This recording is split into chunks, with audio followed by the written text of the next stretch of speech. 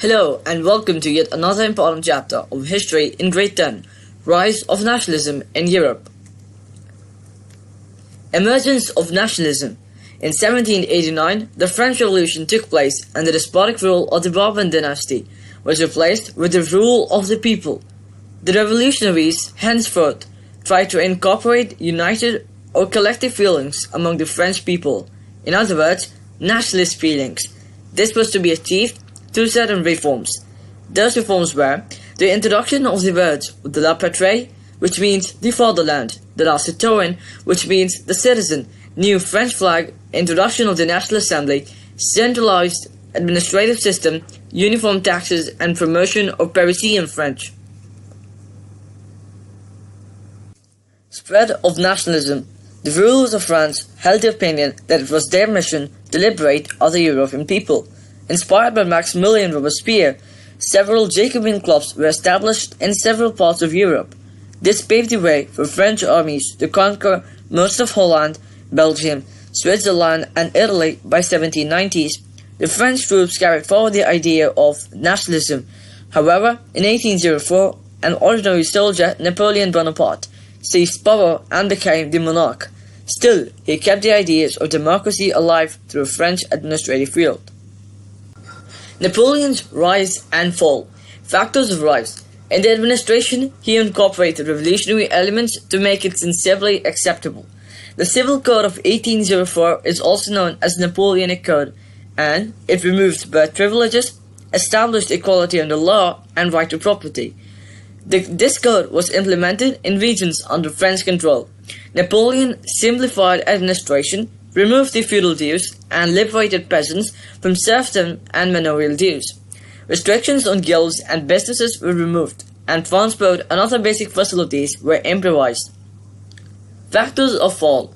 In cities like Brussels, Milan, and Warsaw, the French troops were welcomed as heralds of liberty.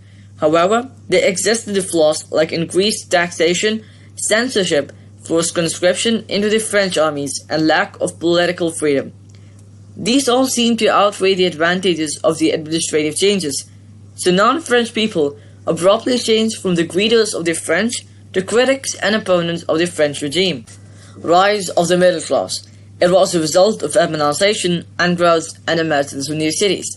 Emergence of commercial classes involved in commerce, trade, and upliftment of national economy. The middle class consisted of industrialists, businessmen, and expertise professionals. They were educated, liberal-minded, and demanded the removal of aristocratic privileges. For the new middle classes, liberalism stood for the freedom of the individual and equality of all before the law.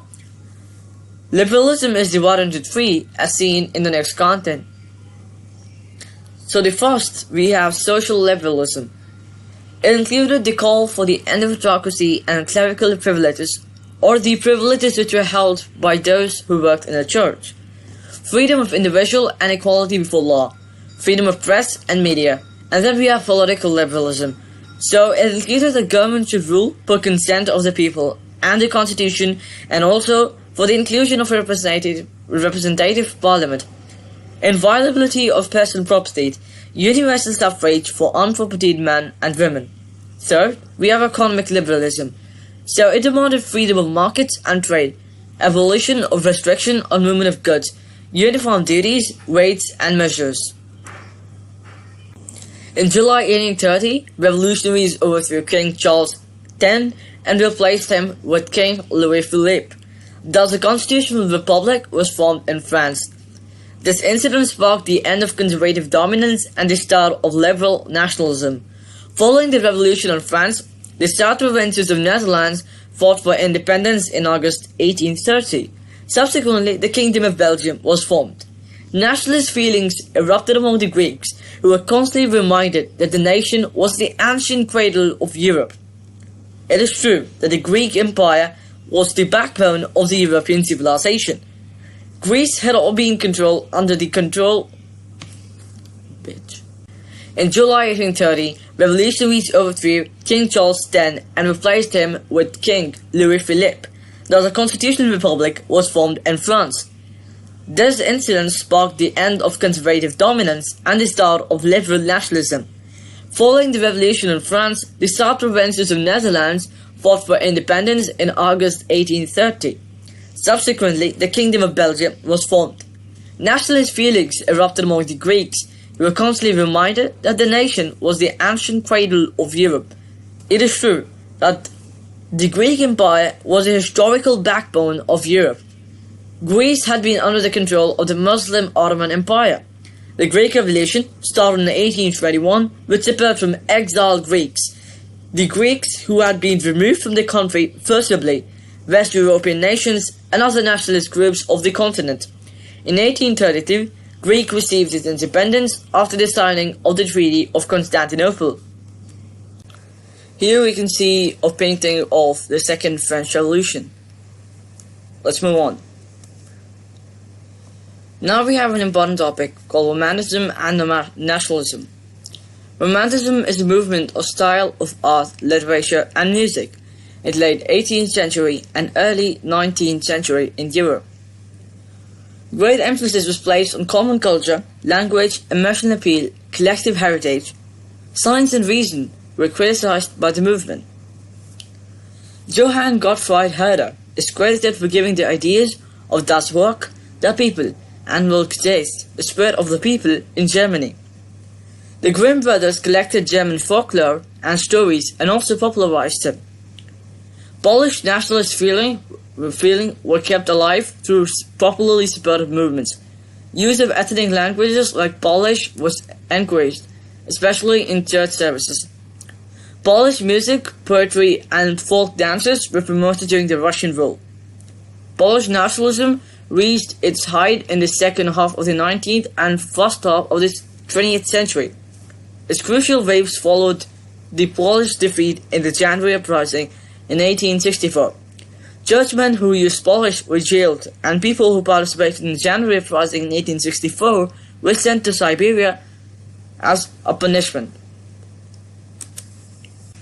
Here we can see the Polish folk dances and cultural activities and festivities in these two pictures.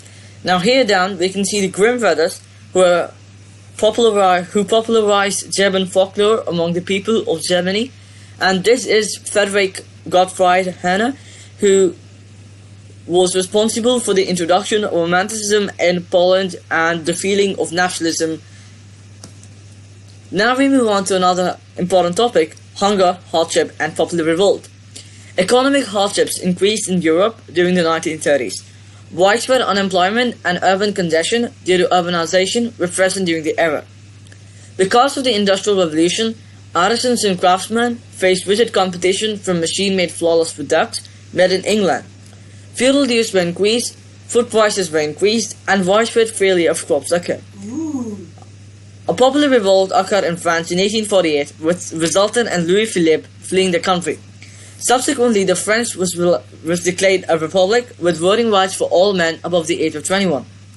In 1845, weavers in Silesia had led a revolt against contractors who supplied them raw material and gave them orders for finished textiles but drastically reduced their payments. They surrounded the houses of contractors and demanded more payment. They threatened the weavers. Subsequently, the weavers attacked the contractors and destroyed their houses and goods. Revolt in Silesia. These are some of the pictures. Now we'll move on to the Liberal Revolution in Germany. Inspired by the events of 1848 in France, liberal revolutionaries consisting of middle class, educated professionals and merchants set up a German National Assembly. In May 1848, a group of 831 elected representatives met together and decided on a system of constitutional monarchy, but King Friedrich Wilhelm IV of Prussia rejected their offer.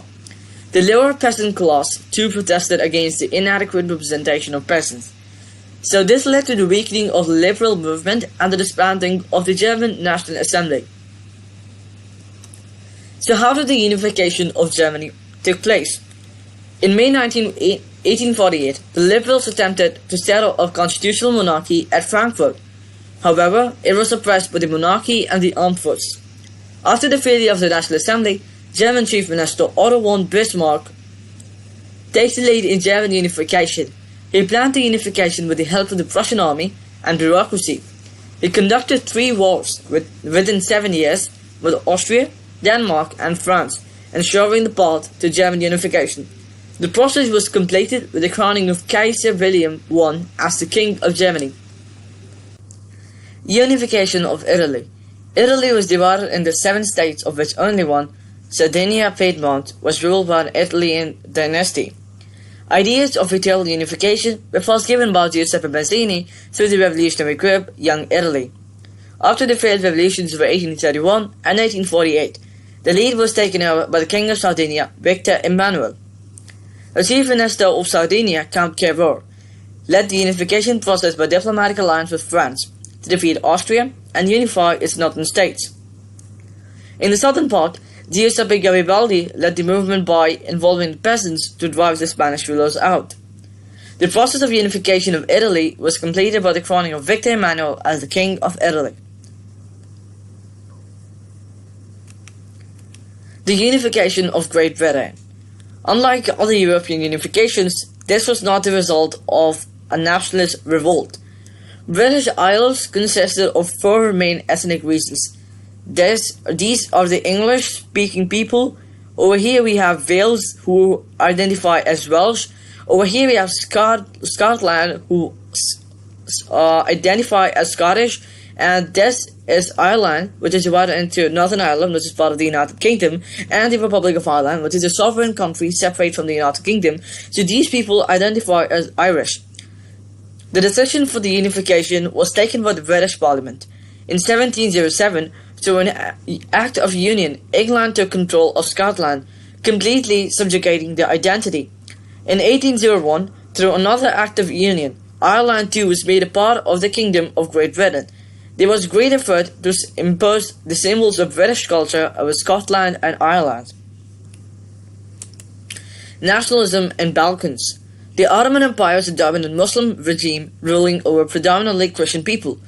The spread of nationalist revolutions in Western Europe and inspired by the romantic nationalist feelings, the ethnic constituents of the Balkans demanded liberty. They based their claims on the distinct nationalist identities and historical reference to the earlier state of independence, especially under the Greek and Roman Empire. As the Ottoman Empire weakened, the various nations broke free. We can see in this map how many countries from the Balkan area seceded from the Ottoman Empire, including Bosnia, Albania, Macedonia, Greece, Romania, Moldova, Bulgaria, to name a few. Thank you.